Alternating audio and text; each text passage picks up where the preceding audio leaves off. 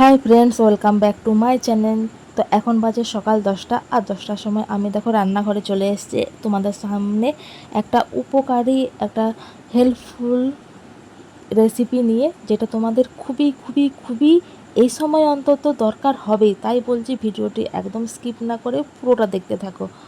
আর তোমাদের এই রেসিপিটা কিন্তু দরকার হবে, এটা আমি গ্যারান্টি দিয়ে বলতে পারি। কারণ এখন তোমরা সবাই জানো একটা ভাইরাস জ্বর বেরিয়েছে। জ্বরটা প্রত্যেকেরই হচ্ছে, বুড়ো থেকে বাচ্চা সবাইকারই হচ্ছে।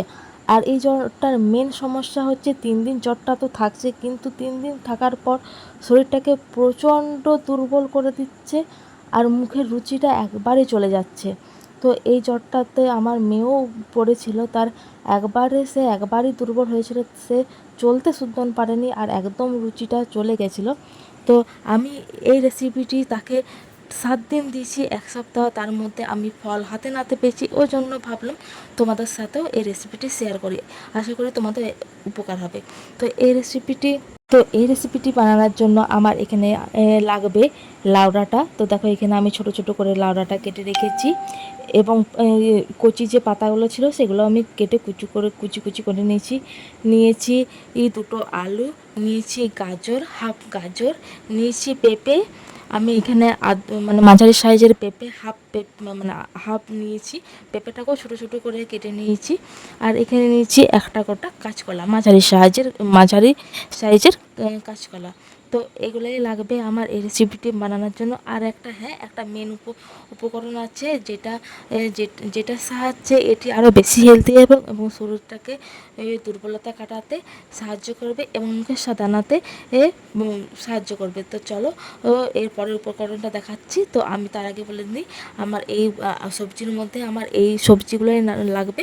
তো আমি সব অল্প অল্পই নিয়েছি, কারণ অল্প অল্প নিতে নিতেই মানে এই তরকারিটা অনেকটা হয়ে যাবে, তাই আমি বেশি করে নিয়ে নিই।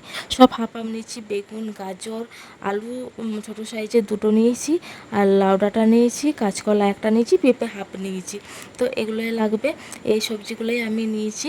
আর এই সবজিগুলো প্রত্যেকটা সবজি উপকার, বাচ্চার জন্য খুবই উপকার। আর এই রেসিপিটা শুধুমাত্র বাচ্চার জন্য তা নয়, এই রেসিপিটা সবাইকার খাওয়া চলবে।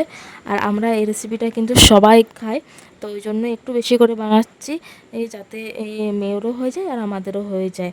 তো যেহেতু আমি আমার মেয়ের জন্য আর আলাদা করে রান্না করি না, আমরা যে রান্না করা খাবারটা খাই, আমার মেয়েও শেখায়, কারণ আমার মেয়ের বয়স অলরেডি 3 বছর পেরিয়ে গেছে, ওই জন্য আর আলাদা করিনি। তো এইবার যেটা করতে হবে সেটা হলো, সবজিগুলোগুলো কেটে ভালোভাবে ধুয়ে নিয়েছি, পরিষ্কার করে নিয়েছি।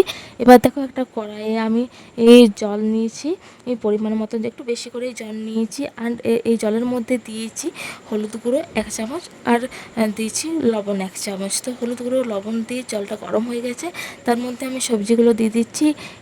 একটু হালকা সেদ্ধ, মানে একবারে পুরো বয়েল করা যাবে না, জাস্ট 70% মতো কুক করলেই হয়ে যাবে। তো দেখো আমি এখানে ঢাকা দিয়ে দিলাম, যাতে রান্নাটা একটু তাড়াতাড়ি হয়ে যায়, সেদ্ধটা একটু তাড়াতাড়ি হয়ে যায়, তো ওই জন্য। তো এবারে দেখো আমি কিছু মশলা নিয়েছি। এই রেসিপিটা কিন্তু আমি আগেই বলে দিচ্ছি, এক গাদা মশলার কোনো প্রয়োজন নেই। বেশি মশলা নিলে এই রান্নার কোনো টেস্ট লাগবে না। ওই জন্য আমি ছোটো সাইজের একটা পেঁয়াজ কুচি নিয়েছি, এক টুকরো আদা নিয়েছি, আর 4 থেকে 5 কোয়া রসুন নিয়েছি। আর যে মেন উপকরণটার কথা বলেছিলাম সেটা হচ্ছে শামুক। তো আমাদের এদিকে এটা শামুক বলে, অনেক জায়গায় এটা গেরি বলে। তো তোমাদের ওইদিকে কী বলে আমি জানি না, তবে এইদিকে আমাদের এটা শামুক বলে।